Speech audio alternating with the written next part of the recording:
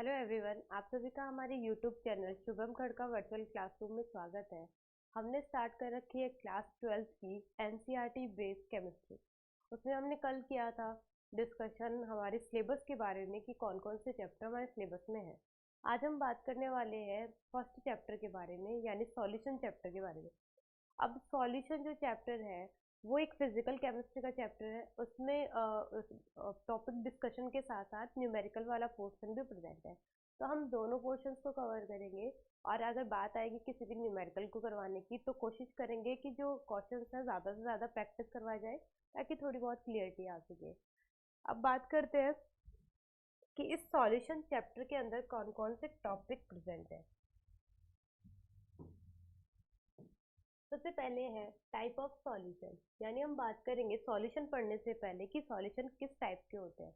Mainly देखा जाए तो जो सॉल्यूशंस होते हैं, अगर हम बात करें एक तरीके का मिक्सचर ही होता है। तो यहाँ पे दो टाइप के मिक्सचर होते हैं या सॉल्यूशन होते हैं, जिसे हम एक तो होमो कहेंगे, एक हेट्रोजीनस कहेंगे। सेकेंड बात करते हैं कंसंट्रेशन ऑफ सॉल्यूशन, यानी हम किसी भी सॉल्यूशन की जो कंसंट्रेशन है उसको कैसे एक्सप्रेस कर रहे हैं उसके बारे में। यानी कुल मिला के ये न्यूमेरिकल पोर्शन होगा जहाँ पे हम मोल कंसेप्ट को क्लियर करेंगे, यानी यहाँ पे कंसंट्रेशन की बात करेंगे।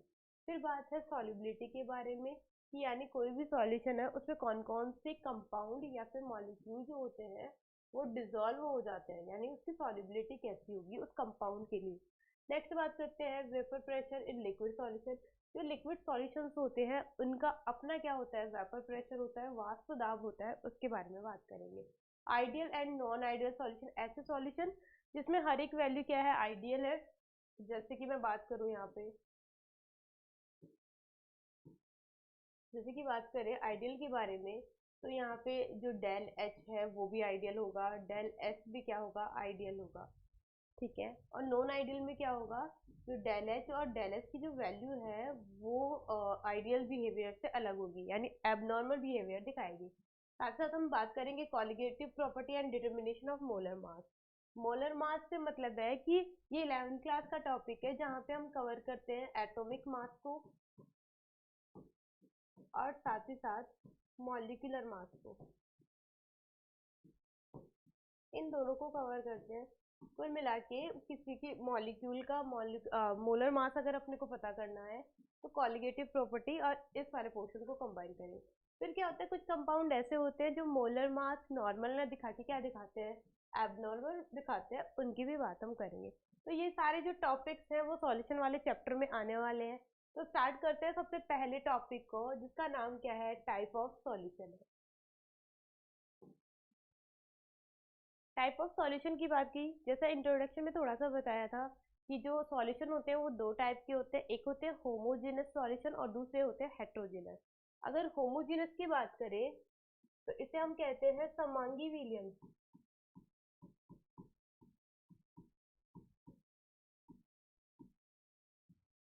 और दूसरे होते हैं हेट्रोजेनस, यानी इसे हम कहेंगे विषमांगी विलयन।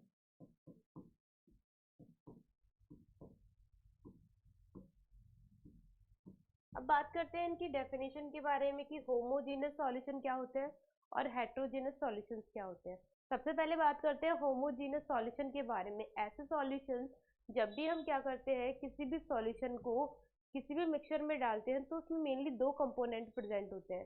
पहली बात करते हैं सॉल्वेंट होगा और दूसरा क्या होगा, सॉल्यूशन होगा, सोल्यूट होगा। सॉल्वेंट क्या होते हैं, सॉल्वेंट वो होते हैं जो क्वांटिटी में ज़्यादा होते हैं उन्हें हम सॉल्वेंट कहेंगे, और जो क्वांटिटी में कम होंगे उन्हें हम सॉल्यूट कहेंगे। ये हो गया इसके बारे में। तो होमोजेनस मिक्सचर जो है वो क्या कहता है, वो कह रहा है कि एक ऐसा होमोजेनस सॉल्यूशन क्या होगा, मिक्सचर का वो टाइप है जिसमें जो कंपोजिशन है किसका, ये कह दूं सॉल्यूशन का, वो यूनिफॉर्म होता है। इसका मतलब क्या है, जैसे फॉर एग्जांपल इस वाले मैं डायग्राम की बात करूं तो मैंने क्या किया है, वाटर के अंदर शुगर को ऐड किया है। ठीक है। जैसे हम इनको मिक्स करेंगे या फिर थोड़े टाइम बाद में ये जो शुगर है वो पूरी तरीके से वाटर में क्या हो जाएगी, स्प्रेड हो जाएगी। तो यहाँ पे हम ये डिटेक्ट नहीं कर पाएंगे कि शुगर कौन से वाले पोर्शन में प्रेजेंट है और वाटर कौन से वाले पोर्शन में प्रेजेंट है, ये हम डिटेक्ट नहीं कर पाएंगे। इसका मतलब है कि इस पूरे वाटर में जो शुगर है उसका कंपोजिशन कैसा हो चुका है, यूनिफॉर्म यानी समान हो चुका है। तो ये है इसका मतलब। इसका मतलब क्या है, the component are equally distributed at the microscopic level and the mixture appear the same in all part. यानी किसी भी पार्ट में, इस बीकर के किसी भी पार्ट में जाके देखेंगे तो हमें सॉल्यूशन एक ही जैसा दिखाई देगा। और जब हम इसको माइक्रोस्कोप से देखेंगे, यानी माइक्रोस्कोपिक तरीके से देखेंगे, तो भी हमें वैसा ही यूनिफॉर्म कंपोजिशन दिखाई देगा। इसका मतलब है ऐसे सॉल्यूशन को हम क्या कहेंगे, होमोजीनस यानी समांगी विलयन कहेंगे। नेक्स्ट है कुछ एग्जाम्पल के बारे में। तो अगर एग्जाम्पल की बात करें तो सॉल्ट वाटर, यानी अगर हम वाटर में सॉल्ट को डिसॉल्व कर दें तो क्या होगा, वो होमोजीनस। फिर कह रहा है कि शुगर डिसॉल्व इन वाटर, यानी हम क्या कर रहे हैं, वाटर में शुगर ऐड कर रहे हैं, जैसा डायग्राम बता रखा है, ये होगा homogeneous mixture. And air, air homogeneous है कि नहीं है, क्योंकि क्या होता है, एयर में सिर्फ ऑक्सीजन तो होती नहीं है, ऑक्सीजन के साथ क्या होती है, नाइट्रोजन गैस होती है, वाटर वेपर होती है, पर हमें दिखाई नहीं देती। हम इसको क्या नहीं कर सकते हैं, डिस्टिंग्विश नहीं कर सकते कौन से पोर्शन में ऑक्सीजन प्रेजेंट है और कौन से में वाटर वेपर प्रेजेंट है। इसका मतलब है एयर जो है यानी मिक्सचर ऑफ गैसेस है, वो भी किसका एग्जाम्पल है, होमोजीनस का एग्जाम्पल है। होमोजीनस क्या है, एक ऐसा मिक्सचर जिसमें हम पार्टिकल्स के यूनिफॉर्म कंफॉर्मेशन को देखते हैं, यानी उसका जो कंपोजिशन होता है वो यूनिफॉर्म होगा, और साथ ही साथ उसमें कोई बाउंड्री क्रिएट नहीं होगी, यानी हमें कोई बाउंड्री दिखाई नहीं देगी। जब माइक्रोस्कोप से देखा जाएगा तो हमें हर एक पोर्शन एक जैसा यानी इक्वली डिस्ट्रीब्यूटेड दिखाई देगा। ये हो गया होमोजेनस के बारे में। नेक्स्ट बात करते हैं हेट्रोजीनस मिक्सचर के बारे में। अब ये क्या होता है, होमोजेनस से बिल्कुल अपोजिट होगा कि एक ऐसे टाइप का मिक्सचर या फिर ऐसे टाइप का सॉल्यूशन, कि सॉल्यूशन जो होते हैं वो एक टाइप का मिक्सचर ही होते हैं। तो क्या होगा, ऐसे टाइप के मिक्सचर या सॉल्यूशन जिसमें हम यूनिफॉर्म क्या नहीं होगा, कंपोजिशन नहीं होगा, नॉन यूनिफॉर्म कंपोजिशन उसमें प्रेजेंट होगा। और जैसे ही हम क्या करेंगे, थोड़े टाइम बाद में या उसी टाइम पे जब किसी भी पार्टिकल यानी सॉल्वेंट और सॉलिड के पार्टिकल्स को देखेंगे तो वो हमें सेपरेटली दिखाई देंगे, वो हमें नेक्ड आई से भी दिखाई देंगे, माइक्रोस्कोप से तो बिल्कुल दिखाई देंगे। तो और साथ ही साथ हमें उनमें एक बाउंड्री भी दिखाई देगी, उनमें एक बाउंड्री भी हमें दिखाई देगी। जैसे एग्जाम्पल की बात करें, ये डायग्राम है, हमने क्या किया है, वाटर और मड इन दोनों को मिक्स किया है। जब तक हम क्या करेंगे, मिक्स करेंगे, अभी तो ये कैसा लग रहा है, ऐसे लग रहा है जैसे यूनिफॉर्म कंपोजिशन है ना, पार्टिकल्स इनका क्या है, इक्वली डिस्ट्रीब्यूशन है स्पीकर के अंदर। लेकिन जैसे ही हम क्या करेंगे, इसको थोड़े टाइम के लिए रेस्ट फॉर्म में रखेंगे, रेस्ट फॉर्म में, तो हमें पता चलेगा जो वाटर है वो तो ऊपर की तरफ क्या हो चुका है, शिफ्ट, और जो मड है यानी मड के जो पार्टिकल्स है वो नीचे की तरफ जाके बीकर के बॉटम में जमा हो गए। ये हो गया। अब हम क्या कर सकते हैं, इस वाले डायग्राम को देख के पता कर सकते हैं कि एक हमें एक सेपरेट लेयर दिखाई दे रही है जिसके ऊपर के पोर्शन की तरफ वाटर प्रेजेंट है और नीचे वाले पोर्शन की तरफ सॉलिड की ये जो पार्टिकल्स है वो प्रेजेंट है। इसका मतलब है यहाँ पे कैसा कंपोजिशन होगा, यूनिफॉर्म कंपोजिशन नहीं होगा, नॉन यूनिफॉर्म कंपोजिशन होगा, नॉन यूनिफॉर्म। और हमें बाउंड्री भी दिखाई देगी, माइक्रोस्कोप से देखेंगे या फिर नेक डायरेक्ट से देखेंगे तो भी हमें पार्टिकल्स दिखाई देंगे। तो ये कह रहा है the heterogeneous solution is a mixture where the component are not uniformly distributed, यानी जिसमें पार्टिकल्स जो होते हैं, कंपोनेंट, कंपोनेंट कौन है, सॉल्यूट है और सॉल्वेंट है, वो यूनिफॉर्मली क्या नहीं होंगे, डिस्ट्रीब्यूटेड नहीं होंगे। आप इन इंडिविजुअल कंपोनेंट्स को देख सकते हैं, मतलब आप वाटर को भी देख सकते हैं और साथ ही साथ सॉलिड पार्टिकल्स को भी देख सकते हैं। अब ये कह रहा है कि जो होमोजीनियस जो मिक्सचर होते हैं जहाँ पे कंपोनेंट क्या है, इक्वली डिस्ट्रीब्यूटेड है और यूनिफॉर्म में क्या होता है, दिखाई देते हैं, ये हेट्रो क्या होगा, बिल्कुल उसका उल्टा होगा। नेक्स्ट है एग्जाम्पल के बारे में। एग्जाम्पल कहता है कि ऑयल एंड वाटर, यानी अगर हम वाटर में ऑयल को मिक्स कर दे तो हमें पता है कि वाटर के ऊपर ऑयल की क्या हो जाएगी, एक लेयर दिखाई देगी। इसका मतलब है ये किसका एग्जाम्पल है, ये है हेट्रोजीनस सॉल्यूशन का एग्जाम्पल। नेक्स्ट बात करते हैं सैंड एंड वाटर, यानी सैंड यानी मिट्टी को और वाटर को मिक्स करेंगे तो भी ऐसा होगा। और इस सैलेड, सैलेड का मतलब है कि हमें पता है कि हम सैलेड में क्या करते हैं, यूज करते हैं, वही टोमेटो कर लिया, फिर उसके बाद अलावा चिल्ली कर ली, ये सब क्या है, अलग अलग पोर्शन है और हमें सेपरेट दिखाई देते हैं सैलेड के अंदर।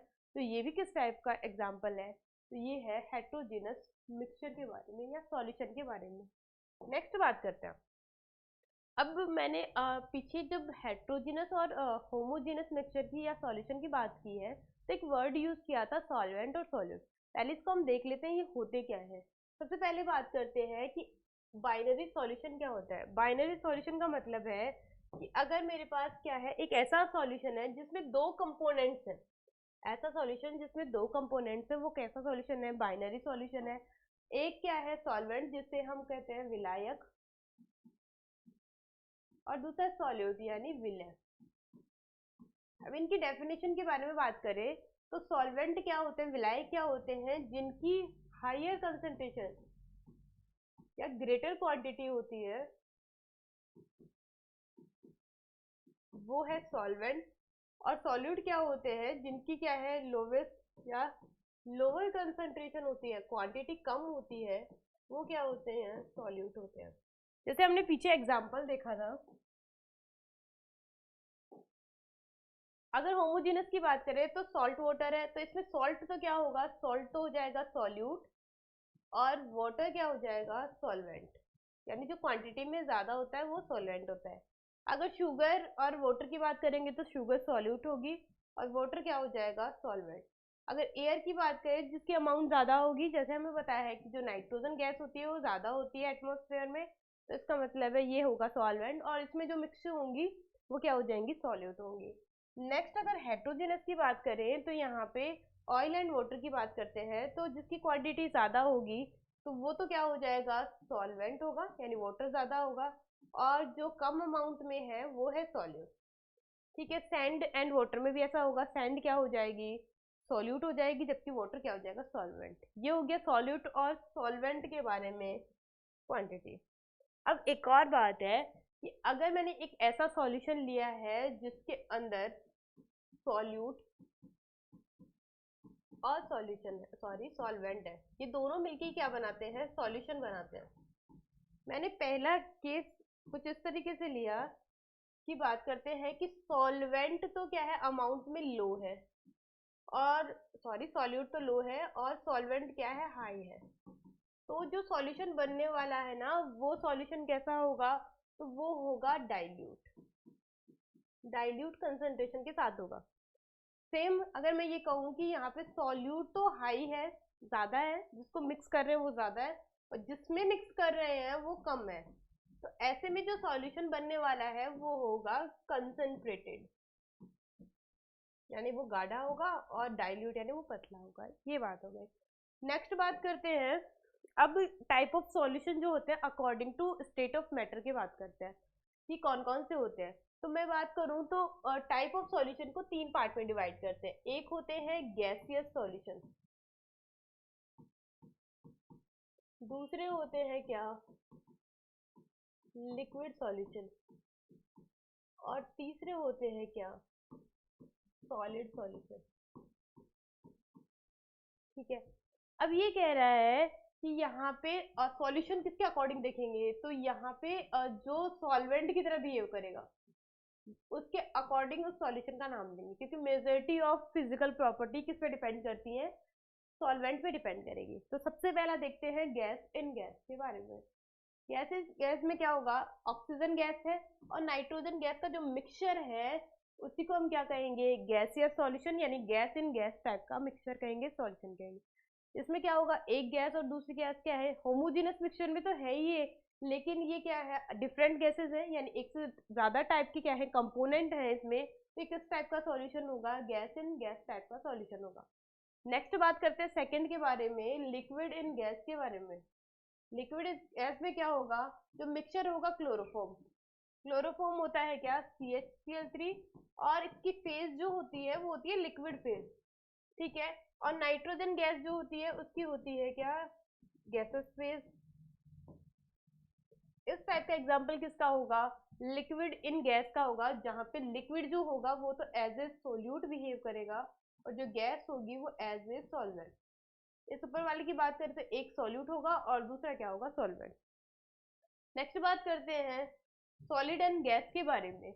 नाइट्रोजन गैस विद कैम्फर, हमें पता है कैम्फर क्या होता है? कपूर होता है। कपूर कौन सी फेज में होता है? तो सॉलिड फेज में होता है। तो जब हम क्या करते हैं, कपूर और नाइट्रोजन गैस को मिक्स करते हैं, तो जो सॉल्यूशन मिलेगा वो किस टाइप का होगा? सॉलिड इन गैस टाइप का क्या होगा? सॉल्यूशन होगा। नेक्स्ट बात करते हैं अगले सॉल्यूशन के बारे में, और वो है लिक्विड सॉल्यूशन। ये सारे किसके एग्जाम्पल है? तो ये है लिक्विड सॉल्यूशन के एग्जाम्पल। यानी यहाँ पे जो सॉल्वेंट की तरह बिहेव करने वाला है वो कौन है? लिक्विड है। यानी सभी जो मैटर होंगी उनको सॉल्वेंट लिक्विड के अंदर क्या करेंगे? हम मिक्स करने वाले हैं। सबसे पहले क्या है? Gas in liquid. यानी अगर हम लिक्विड में गैस को इंसर्ट कर दे तो वो एक टाइप का लिक्विड सॉल्यूशन होगा। वाटर विद ऑक्सीजन, हमें पता है वाटर में कौन सी गैस होती है?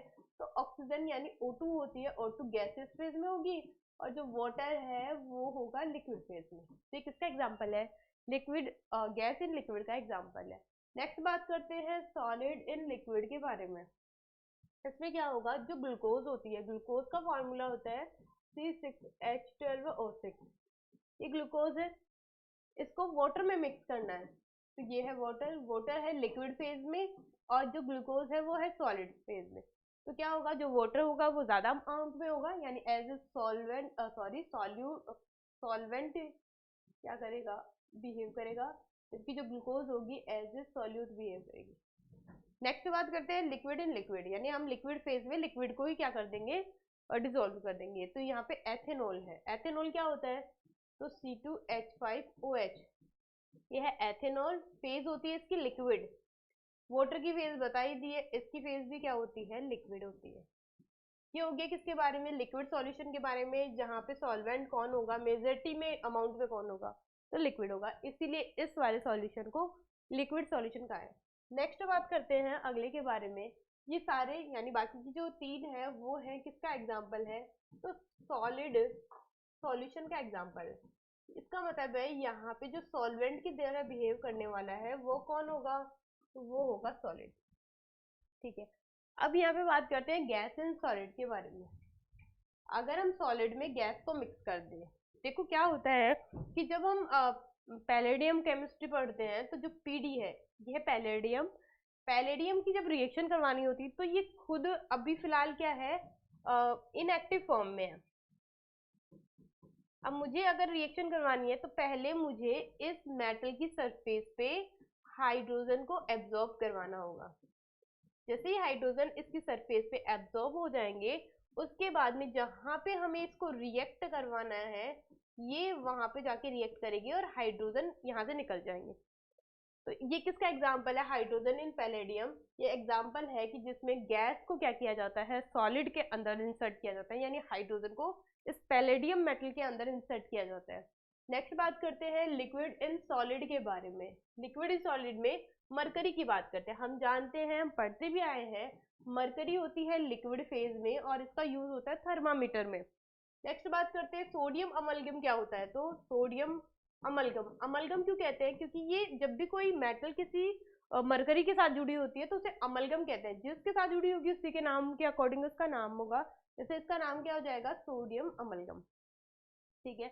और ये होती है किस फेज में? सॉलिड फेज, सॉरी ये होती है सॉलिड फेज में।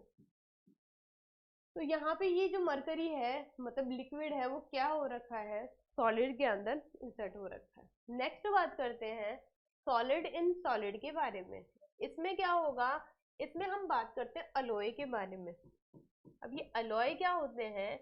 जब एक सॉरी दो या दो से ज्यादा मेटल को क्या करते हैं? हम मिक्स करते हैं एक डेफिनेट क्वांटिटी में, तो बनने वाली जो मेटल होती है वो अलॉय होती है। जरूरी नहीं हम मेटल को ही ऐड करें, वो मेटल भी हो सकती है या फिर वो एक नॉन मेटल भी हो सकती है। तो जो बनने वाला जो क्या होगा, मैं कह दूं बनने वाली जो मेटल होगी उसी को ही अलॉय कहते हैं। अलॉय को कहेंगे मिश्र धातु। जैसे मैं बात करूं किसके बारे में, हम कॉपर को डिसॉल्व करते हैं गोल्ड के अंदर ताकि हम क्या बना सके? उससे अलॉय बना सके, मिश्र धातु बना सके। ये हो गया टाइप ऑफ सॉल्यूशन के बारे में। कुल मिला के आज हमने डिस्कशन किया है कि बिल्कुल बेसिक से बात की है। सॉल्यूशन वाला जो मिक्सचर वाला टॉपिक है एक्चुअल में तो क्लास 11th का टॉपिक है, पर यहाँ पे भी हमने इसका डिस्कशन किया है ताकि जब हम कोई भी न्यूमेरिकल करें या फिर जो अगला टॉपिक मोल कंसेप्ट वगैरह कुछ पढ़े तो हमें पता चले कि क्या मिक्सचर होते हैं, क्या सॉल्यूट होता है, क्या सॉल्वेंट होता है, वो सारी बातें हमारे दिमाग में क्लियर होनी चाहिए। ठीक है, अब बात करते हैं इस वाले टॉपिक के आगे हमने किसके बारे में बात की है। ये जो स्टेट है, यानी जो मैटर की स्टेट है, वो आपस में क्या होती है, इंटरमिक्स होती है, मतलब मिक्सिंग होती है इनकी, और वो एक नई क्या बनाती है, सॉल्यूशन का बनाती है। अब बात करते हैं, एक वर्ड आ रहा होगा कि मिक्सचर और सॉल्यूशन में क्या फर्क है। हम ये तो कह सकते हैं कि जो सॉल्यूशन है वो एक टाइप का मिक्सचर है, लेकिन हम मिक्सचर को सॉल्यूशन नहीं कह सकते हैं।